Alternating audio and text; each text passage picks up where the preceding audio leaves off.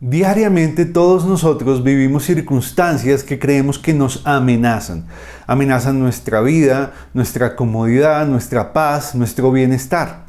Es posible que tú cuando sales a la calle te da temor o piensas que pueden robarte o pueden hacerte algo malo y eso sea una amenaza para ti, por ejemplo.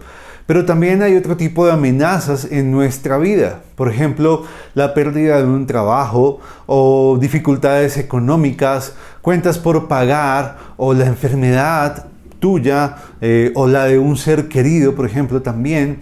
O la pérdida de tu familia, el adulterio o la infidelidad de tu pareja o muchas otras cosas pueden ser una amenaza para nosotros.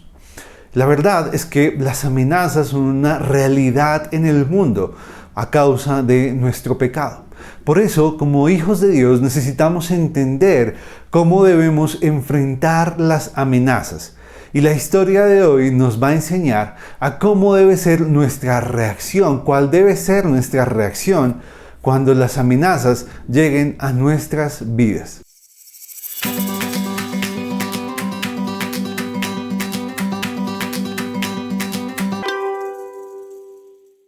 Nuestra historia de hoy la encontramos en el capítulo 19 del libro de Segunda de Reyes en el Antiguo Testamento de la Biblia. Esta porción nos habla de Ezequías y de cómo él tuvo que enfrentar una amenaza muy seria para su reino, para el pueblo de Judá, de Israel. Ezequías era el rey en ese momento de Judá y luego de haber llevado al pueblo una consagración y haber sido partícipe de un gran avivamiento espiritual entre el pueblo para enfocar la adoración de ellos a Dios y que su corazón nuevamente se acercara a Él y se consagrara a Él, pues luego de eso vino al reino una gran amenaza de parte de los asirios. Un imperio que estaba gobernando y dominando gran parte de Asia, del Oriente, y que era una gran amenaza para Judá. El rey Ezequías había tenido que luchar inicialmente con los grandes problemas de corrupción del pueblo y ahora se estaría enfrentando a una gran amenaza que pondría en un gran peligro a la nación entera y a él como rey. Pues el rey asirio Sennacherib decidió enviar a 3 de sus grandes generales de su ejército, acompañados con un gran número de soldados, hacia Jerusalén, con el propósito de amedrentarlos, de generarles un gran temor para que sin necesidad de tener que pelear en contra de ellos, el pueblo se rindiera y se entregara voluntariamente al dominio asirio. Parte de lo que estos grandes generales tuvieron que decir al pueblo como amenaza para atemorizarlos fueron argumentos realmente muy bajos, fueron argumentos realmente muy humillantes. Ellos empezaron atacando muy fuertemente a Dios. Diciéndoles que Dios no podría salvarlos o liberarlos del poder asirio, que muchos dioses de otras naciones no habían podido salvar a aquellas naciones de su ataque y al final todos ellos habían sucumbido a su poder. Y de esa misma manera el Dios de Israel no sería capaz de protegerlos, de cuidarlos, de librarlos. Es más, les dijeron que Dios mismo les había mandado a ellos, como asirios, a atacarlos, a acabarlos, a destruirlos. Una mentira gigante, por supuesto. Les humillaron, les maltrataron, se burlaron de ellos, de su capacidad, les menospreciaron y aunque efectivamente Israel en comparación con Asiria no tenía nada que hacer en cuanto a números y capacidad militar, la verdad es que ellos tenían algo que los asirios no tenían. Y era al Dios de Israel, al Dios vivo, al único Dios verdadero. Pues cuando Ezequías se entera de estas profundas amenazas, él se lamenta por todo lo que está viviendo, pero enfrenta la amenaza de una manera muy sabia y de una forma que nos enseña a nosotros cómo debemos hacer frente a las amenazas de nuestra vida. Él decide enviar a un grupo de sus ministros y a un grupo de ancianos del pueblo de Israel hacia el profeta Isaías. Porque ese también era el momento en el que el profeta Isaías estaba ejerciendo su ministerio delante del pueblo. Y le pide a Isaías que por favor ore ante Dios, interceda ante Dios, para que Dios les libere de las amenazas de los asirios. Pero en esa petición él dice algo muy especial. Él le dice a Isaías que por favor ore a Dios, porque seguramente Dios ha escuchado las injurias, los oprobios, las maldiciones, las palabras perversas y malvadas que estos generales asirios habían dicho contra Dios.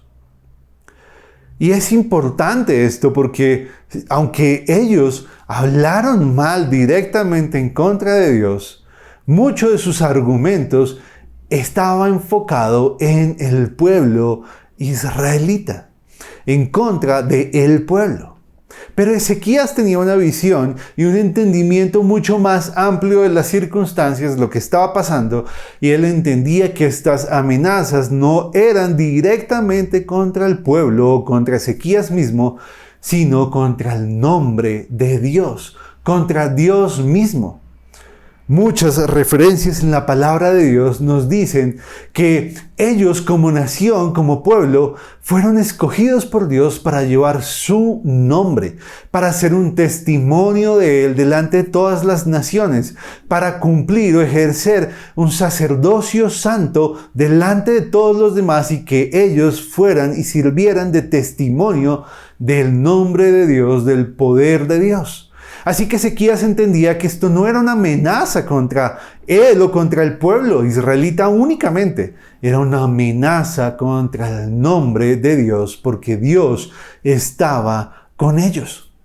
Y así como en muchas ocasiones Dios utilizó al pueblo israelita para generar un testimonio de poder y de magnificencia impresionante alrededor de su nombre, este era un momento en el que el nombre de Dios podía ser humillado o menospreciado si es que el pueblo sucumbía ante las amenazas del rey asirio. Y por eso le pide eso a Isaías. Al final, Dios responde la oración de Isaías y de Ezequías y le dice a Ezequías que no se preocupe, que él va a hacer que todo ese ejército que se había movilizado para ir en contra de ellos fuera replegado a causa de un simple rumor que Dios generaría y que el rey asirio escucharía y le causaría gran temor y tendría que hacer que todo ese ejército se replegara y se devolviera para hacer frente a las amenazas producto del rumor que Dios permitiría que llegara a oídos del rey asirio. Así fue. Efectivamente, Dios produjo ese rumor. El rey asirio tuvo que echar para atrás todos sus planes y de esa manera Dios liberó a Ezequías y al pueblo de Judá de esa amenaza tan difícil que tuvieron que vivir. Pero las enseñanzas que tenemos que sacar de esto son varias. La primera es que el Dios que estuvo con el pueblo de Israel es tan grande, es tan poderoso, que solo le bastó un rumor para distraer la atención de 185,000 hombres guerreros dispuestos a matar y acabar al pueblo, y que con ello se devolvieran humillados, avergonzados, despavoridos contra otra amenaza que parecía ser más grande que ellos. Dios solo necesitó un rumor para liberar a su pueblo. Ese es el Dios de Israel. Ese es tu Dios, ese es mi Dios, ese es nuestro Dios y somos hijos de Dios. Él es el que está a nuestro favor y que con solo un rumor puede liberarnos de la peor amenaza que podamos vivir. Pero lo otro que tenemos que entender es que cuando vivimos algunas amenazas en nuestra vida, no se trata de nosotros, no se trata de nuestro bienestar, de nuestra comodidad, de nuestra tranquilidad. No, se trata del nombre de Dios. Porque nosotros como hijos suyos llevamos su nombre, somos su pueblo espiritualmente hablando.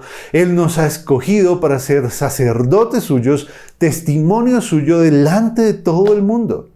Y nuestra reacción frente a esas amenazas definirá si honramos el nombre de Dios o no. Así que cuando enfrentemos las amenazas que lleguen a nuestras vidas, necesitamos considerar primeramente que el nombre de Dios está en juego a través de nuestra respuesta a esas circunstancias. Tenemos que confiar que si Dios ha puesto su nombre en nosotros, ha puesto su espíritu como sello nuestro, y nos ha hecho su pueblo, sus hijos, Él está a nuestro favor. Él está velando y cuidando nuestras vidas y está 100% comprometido con nuestra causa. Así que cualquier cosa o persona que amenace nuestra vida no se está enfrentando a nosotros únicamente, se está enfrentando a Dios. Y es con Dios con el que se las tiene que ver, con el que se tiene que enfrentar directamente. Y sabemos quién va a ganar. Va a ganar nuestro Dios. Así que podemos estar confiados, totalmente seguros y en paz de que Dios asume cada amenaza que llega a nuestra vida como propia, como suya. Y va a intervenir a nuestro favor, como lo hizo con Ezequías. Pero debo hacer una aclaración. Y es que Ezequías ya había hecho una profunda restauración, limpieza, purificación del templo y ellos se habían consagrado a Dios. Y por eso él podía confiar de la respuesta de Dios a su favor. Pero también puede ser que hayan amenazas en nuestra vida que estén llegando producto del juicio de Dios por culpa de nuestro pecado, por culpa de nuestra rebeldía, de nuestro orgullo. Y de nuestra deshonra a su nombre. En ese caso, frente a esas amenazas, hermano, lo único que tenemos y que podemos hacer es clamar la misericordia de Dios, porque contra esas amenazas no hay ningún otro poder que nos pueda librar, solo la misericordia de Dios. Así que arrepiéntete de tu pecado, confiésalo y vuelve a los caminos del Señor y pide que su misericordia sea la que se levante y te proteja de esas amenazas que están viniendo producto de su juicio por tu pecado. Pero si en cambio nuestra vida está agradando a Dios y nuestro corazón está enfocado en amar a Dios, en adorar a Dios y en servirle a Él, cualquier amenaza que llegue a tu vida, hermano, se tendrá que enfrentar primeramente al Dios que está contigo, que está atrás de ti y que está 100% comprometido a hacerle frente y a velar por tu cuidado. Que Dios nos bendiga y nos ayude a adorarlo únicamente a Él y a confiar que Él, por amor a su nombre, va a intervenir a nuestro favor y va a velar por nuestro bienestar. Hasta luego.